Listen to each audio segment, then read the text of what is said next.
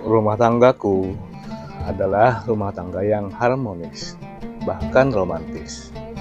Aku sangat menyayangi istriku, begitupun sebaliknya, istriku sangat menyayangi diriku. Aku sangat bangga memiliki istri seperti dia. Selain cantik, dia juga baik dan solehah. Sesuai dengan namanya, Solehah binti Solehun. Dia bukan hanya seorang istri, tapi juga seorang teman, sahabat, dan partner sejati dalam keluarga.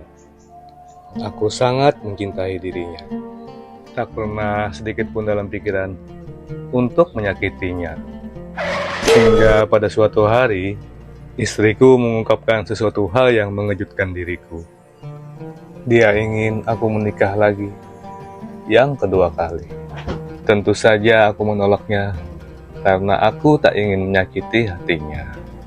Tapi dia terus memaksaku, karena katanya untuk memuluskan jalannya menuju surganya. Dengan terpaksa, aku menuruti permintaannya. Dan dia sendiri yang memilihkan istri kedua untukku.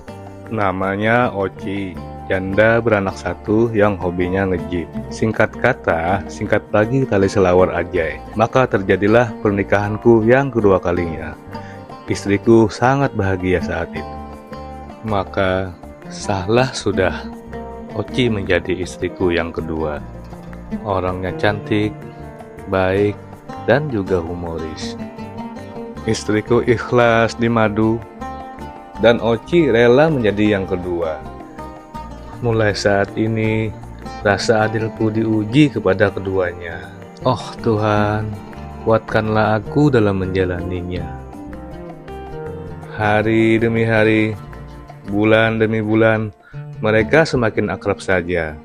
Tak ada sedikit pun pertengkaran di antara keduanya. Dan aku pun sangat bahagia. Hingga pada suatu ketika, hal yang mengejutkan kembali terjadi padaku. Kedua istriku memintaku untuk menikah lagi yang ketiga kalinya. Kali ini dengan seorang perawan yang bernama Jamilah.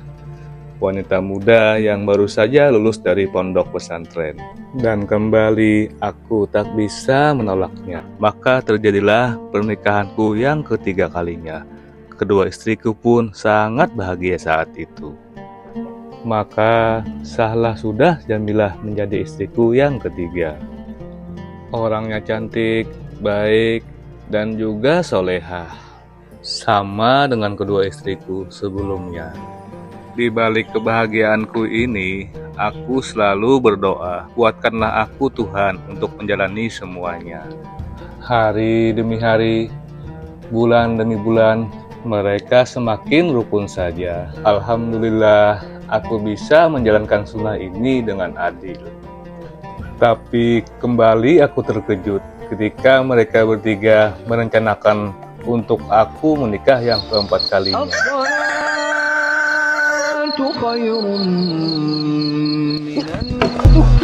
Mimpi sekalinya.